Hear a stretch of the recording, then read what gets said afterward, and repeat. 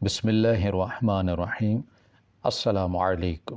جب میری پہلی اولاد ہوئی تو میں بہت غمزدہ تھی کیونکہ وہ اب نارمل تھا، لیکن یہ سنتے میرا شوہر اور ساتھ بہت خوش تھے۔ میرا شوہر اس سے بہت پیار کرتا تھا۔ اب جب وہ 12 سال کا ہو گیا تھا تو میرا شوہر میرا شادی کا جوڑا اور میرے بیٹے کو لے کر صبح چلا جاتا۔ جب رات واپس آتا تو ڈھیر سارے پیسے ہوتے۔ میرے پاگل بیٹے کے کپڑے مٹی سے بھرے ہوتے۔ جب ایک دن میں نے چھپ کر ان کا پیچھا کیا تو یہ دیکھ کر میرے ہوش اڑ گئے کہ وہاں پہلے سے میرا نام شازیہ ہے، میرا تعلق کراچی سے ہے۔ رشتوں پر اندھا اعتبار انسان کو ہمیشہ منہ کے بل گراتا ہے۔ اپنے سے جڑے رشتوں کو ساتھ لے کے چلنا آسان نہیں ہوتا۔ رشتے بنانا تو وہ آسان ہے، لیکن انہیں نبھانا اس سے کہیں زیادہ مشکل۔ ہم نقصان تب اٹھاتے ہیں جب ان رشتوں کو نبھانے کی دوڑ میں ہم ان چہروں پر لگے منافقت کے نقاب اور حسد سے بھری نظروں کو دیکھ نہیں سکتے، اور یہ منافقت سے بھرے رشتے ٹھوکر لگنے پر بھی نہیں سدھرتے، بلکہ اسے کہیں زیادہ بڑھ کر وار کرتے ہیں، اور پھر یہ رشتے کسی کو خوش اور خوشحال نہیں دیکھ سکتے، اور حسد میں دوسروں سے ان سے سب چھیننے اور پریشان کرنے کے لیے کسی حد تک جاتے ہیں۔ یہ بات وہی سمجھ سکتے ہیں جن پر یہ سب بیتی ہوں، اور وہ اپنوں کے ہاتھوں اتنی تکلیف اٹھا چکا ہو کہ اب اس انسان کی برداشت جواب دے چکی ہو، اور وہ زبان سے چاہے کچھ نہ کہے لیکن اس کے دل سے آہ ضرور نکلتی ہے جو عرش تک بھی جا پہنچتی ہے۔ میرے ساتھ بھی ایسا ہی ہوا تھا۔ میرے ابا نے میری اماں کو شادی کے 8 سال بعد طلاق دے دی اور اماں کو گھر سے نکال دیا۔ اس وقت میں 5 سال کی تھی۔ اماں مجھے لے کر نانی کے گھر آ گئی، یہ سوچ کر کہ وہ ان کے اپنے ہیں، انہیں سہارا دیں گے۔ جب اماں مجھے لے کر نانی کے گھر پہنچی تو نانی جان اماں کو روتے دیکھ کر پریشان ہو گئی۔ نانی جان اماں کو کمرے میں لے گئی اور کہا کہ کیا ہوا، کوئی جھگڑا ہوا ہے؟ اماں نے کہا کہ شازیہ کے ابا نے مجھے طلاق دے کر گھر سے نکال دیا ہے۔ یہ سنتے ہی نانی کے چہرے کا رنگ اڑ گیا۔ نانی جان نے فوراً اپنے کمرے کا دروازہ بند کیا اور اماں سے کہا، کیا کہہ رہی ہو؟ تمہیں طلاق ہو گئی؟ ایسا کیا کیا تھا تم نے جو تمہارے شوہر نے فوراً گھر سے نکال دیا؟ اماں رو رہی تھی۔ اماں نے نانی جان کی طرف دیکھا اور کہا کہ میں نے بہت کوشش کی اس شخص کے ساتھ گزارا کرنے کی، لیکن اس نے کہا کہ 8 سال بہت ہوتے ہیں، زندگی خراب کر لی اپنی میں نے تم سے شادی کر کے، اب میں مزید تمہیں برداشت نہیں کر سکتا۔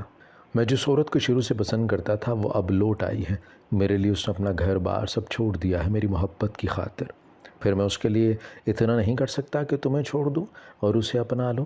اماں نے نانی جان سے کہا کہ اس شخص نے مجھے شادی کے پہلے دن ہی بتا دیا تھا کہ وہ کسی اور کو پسند کرتا ہے، اس نے یہ شادی صرف دباؤ میں آ کر کی ہے۔ اماں پھر سے رونے لگی اور نانی جان سے کہا کہ آپ کی جلد بازی کے فیصلے نے 3 زندگیاں برباد کر دی ہیں، آپ سب جانتی تھیں پھر بھی میری شادی وہاں کر دی اور میری ایک نہ سنی۔ اماں نے پھر نانی سے کہا کہ کیوں کیا یہ ظلم میرے ساتھ، اب میں کیا کروں گی، کہاں جاؤں گی اپنی بیٹی کو لے کر؟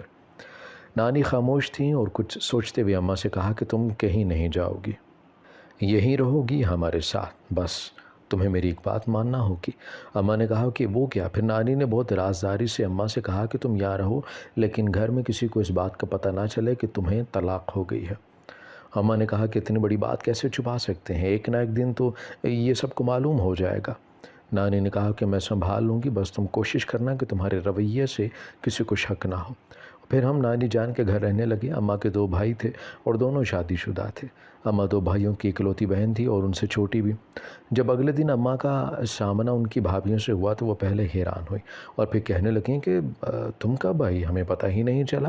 اس سے پہلے کہ اماں کچھ کہتی نانی نے کہا کہ یہ رات کے وقت آئی تھی، تم سب تو جب ایک دفعہ کمروں میں گھس جاؤ تو دوبارہ باہر نکلنے کی زحمت نہیں کرتے، پھر اس کے آنے کا علم کیسے ہوتا؟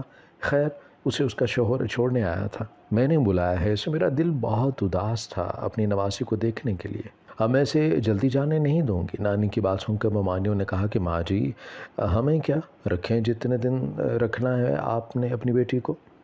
اماں چھپ چھپ کر روتی تھیں، ان کسی سے کچھ نہیں کہتی تھی۔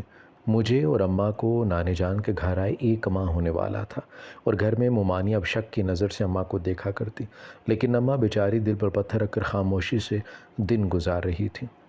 ایک دن بڑی ممانی نے ماموں سے کہا کہ آپ کی بہن کو آئے 1 ماہ سے زیادہ ہونے والا ہے، لیکن آپ کا بہنوئی ابھی تک اسے لینے نہیں آیا، مجھے تو کچھ گڑبڑ لگتی ہے۔ ماموں نے کہا کہ اس کا بھی گھر ہے، جب تک جی چاہے رہے، تمہیں کیا اعتراض ہے؟ اپنے کام سے کام رکھو اور فضول کی خدشات نہ پالا کرو۔ جیسے جیسے دن گزر رہے تھے اماں کی پریشانی بڑھ رہی تھی۔ اگر ممانی کو کسی بات کی بھنک بھی پڑ گئی تو یہ ہمارا یہاں رہنا مشکل کر دیں گے۔ لیکن ایک دن ماموں نے نانی سے پوچھا کہ شازیہ کا باپ اسے اور اس کی ماں کو لینے کیوں نہیں آیا؟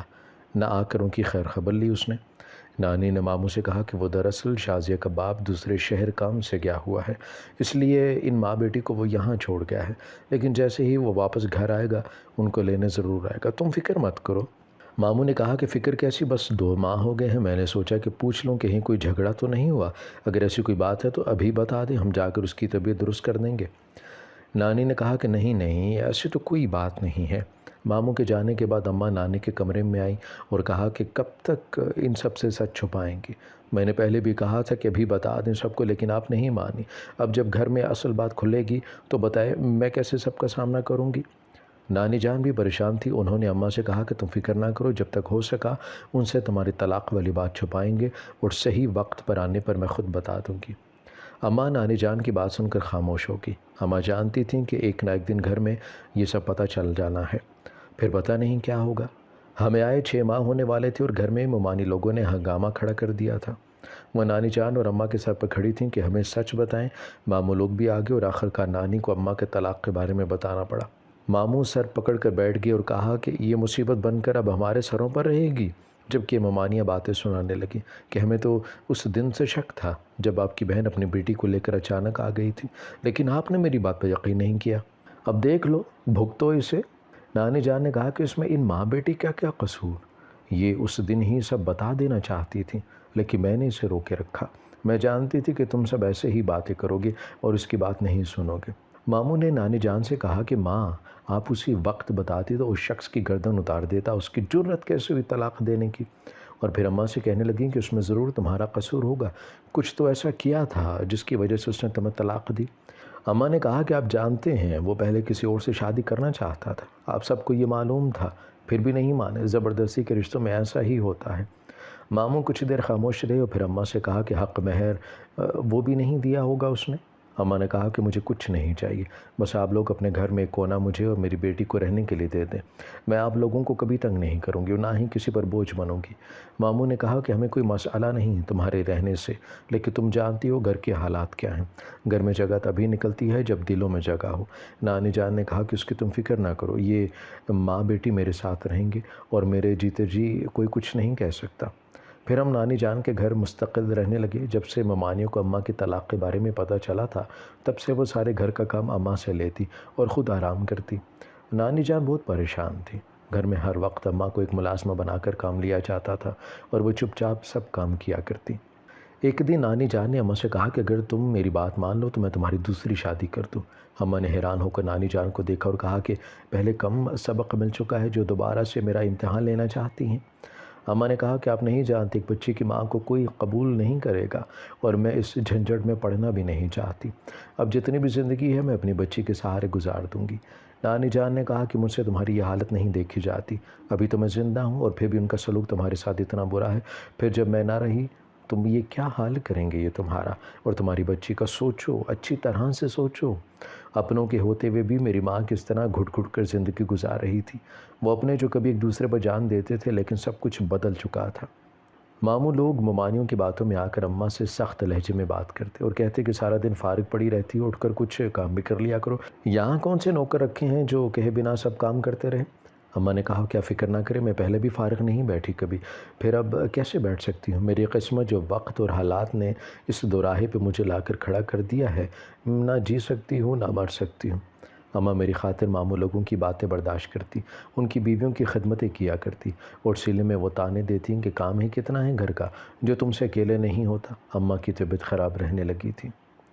مجھے دکھ اپنے باپ پر تھا جس کی وجہ سے آج میری اذیت میں زندگی گزر رہی تھی۔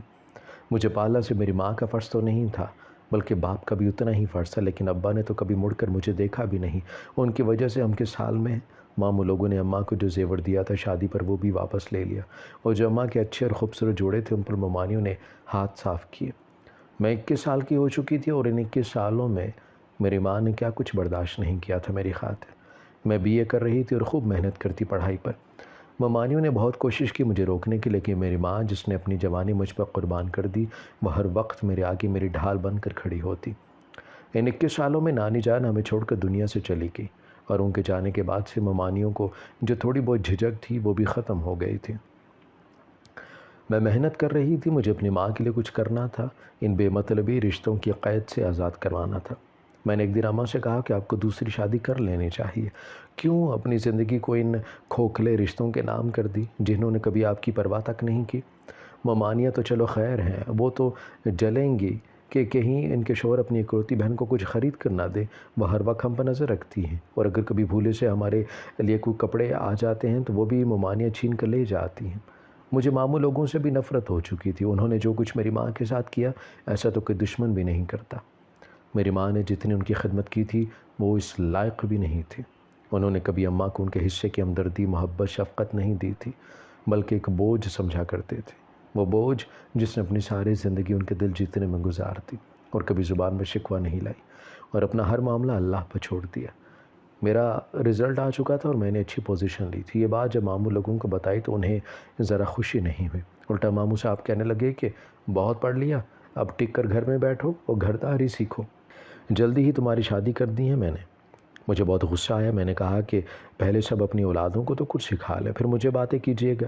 میں اتنا کہہ کے کمرے میں آ گیا، ماموں نے آتے ہی اماں کو کہا کہ جیسے خود گونگی بنی ہو اسے بھی سمجھا دو، بہت پر پرزے نکل آئے ہیں تمہاری بیٹی کے، اگر یہاں رہنا ہے تو جو ہم کہیں گے وہی کرنا ہوگا۔ ماموں لوگوں نے مجھ سے پوچھے بنا ہی میرا رشتہ طے کر دیا۔